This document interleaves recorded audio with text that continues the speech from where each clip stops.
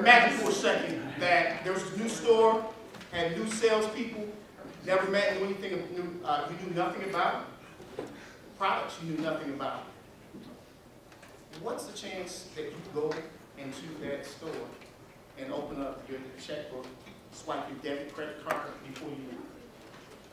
If you know nothing about the sales, the store, or the product, what are the chances?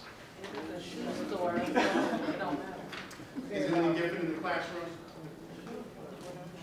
There are countless numbers of decisions that young people make in the classroom daily. So whether we're talking about big ticket items or big ideas in the classroom, you got to sell young people on you and your content.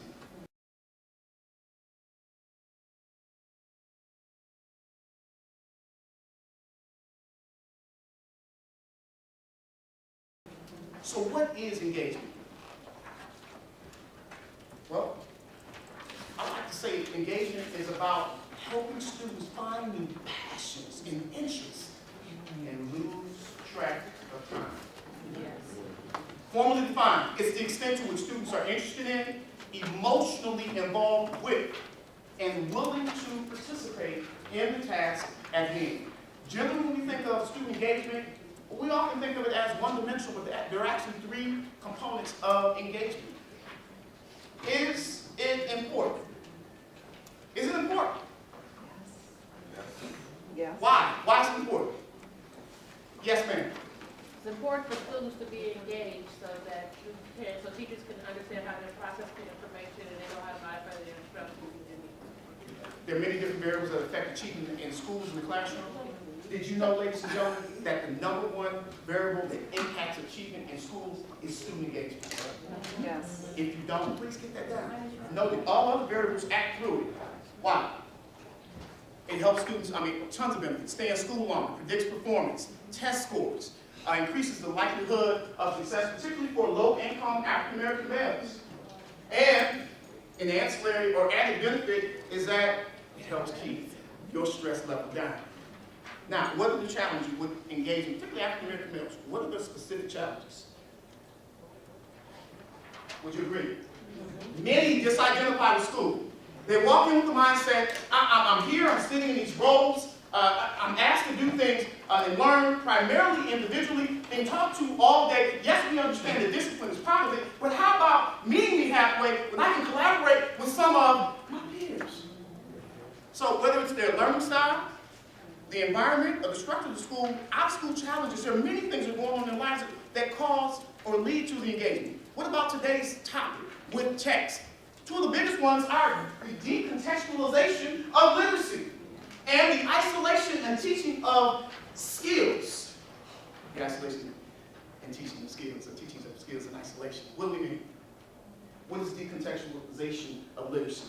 You all talked about some of them, talked about as we teach in this room, about the fact that in many cases, we teach and we introduce text without having anything that they can relate to, that's relevant to them, or that they can, not enabling them to make the text to self connections. Many times, the skills that we ask them to, the competencies we ask them to do during the reading or ELA time are skills in isolation. Identify the number of syllables in a word, and those sorts of things. There are tons of other things and other challenges, and you guys do have the handout, the PowerPoint slide with it, but in terms of the reading challenges, you look at the 6 major reading programs in the United States. Reading in your classroom, in your school, how long is that ELA period? I heard 90 or 2 hours, 60 to 90 minutes. Of that time, how much of that time, or what percent of the time, how many minutes are students actually reading? Question was what you said? Yeah. Great question. Now, assuming that all students were engaged, ladies and gentlemen, students are reading on average of 15 minutes. Actually, reading, literally reading. All of them are what we call the indirect kind of things, working on skills.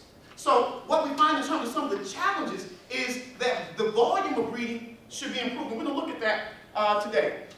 Frequently, low-income students outperform others if given the opportunity to engage and improve in volume reading. Direct versus indirect reading. You guys shaking your head. Talking to the group. Okay, here's a stat for you, right? Struggling readers, 100,000 words. Average readers, 500,000 words. Those with a voracious reading appetite, 10 million. So roughly saying that we were running, beginning in the end zone on the football field, struggling reader starts at the 1 yard line, while the voracious reader is at the other end zone. Volume of reading is an issue and a challenge. Same sort of issue or statistic when we look at the percentiles. What happens with those who are not reading many minutes during the day? 51,000 words per, etc., etc. There are other issues with textbooks. What are the issues with textbooks, traditionally? Well, in the nutshell, they are poorly written, often written 2 grades above level. Texts associated with many of the major intervention programs don't have texts that are modified and adjusted for struggling readers. And in science, they even found that there are too many topics that are covered, topics that young people cannot relate to, etc., etc. Now, here's a process. It may not be wholly new to all of you, but it's highly effective in engaging young people in reading.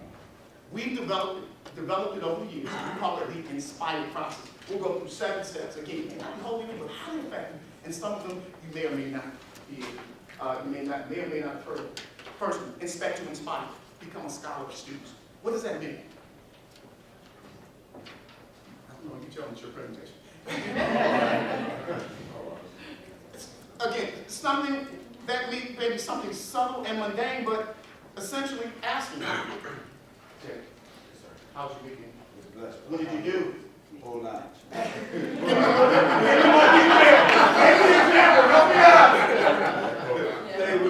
with my daughters. We went and had fun.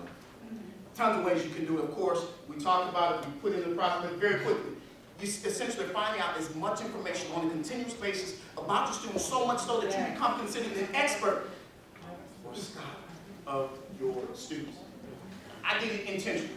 One, because legitimately, I wanted to know how my students were doing. Secondly, I'm also chronicling the kind of things that they did. Those things that meant the most to them. And again, what you know, I had that intersected those things with the content that I had to teach.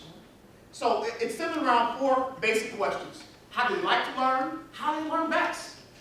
Can you say, in general, how do your young people like to learn? If you had to put your thumb on one thing, what would it be when they're actually engaged in learning? What are they? And are you, since you know them, how often are you using them? Thirdly, how do they choose to spend their free time? And finally, what sorts of things mean the most to them? And there are some techniques. Again, we have a process we'll share. One we talk about is a student personas. I used a student persona, which essentially was an encapsulation, if you will, of the characteristics of my male students and my female students. And I used it as a blueprint to help guide me in planning the lesson. So, in essence, when you inspect to inspire, inspection comes before inspiration. The better you position yourself to become a scholar of your student, the better you'll position yourself to engage them. Teacher told me the other day, working, I believe, in Arkansas, and she said, surrounded with my students, it's like this. You have to know me to reach me, then you can teach me. Know me to reach me, then you can teach me. With text, with engaging them with anything, expecting to inspire, becoming a scholar of them is foundation.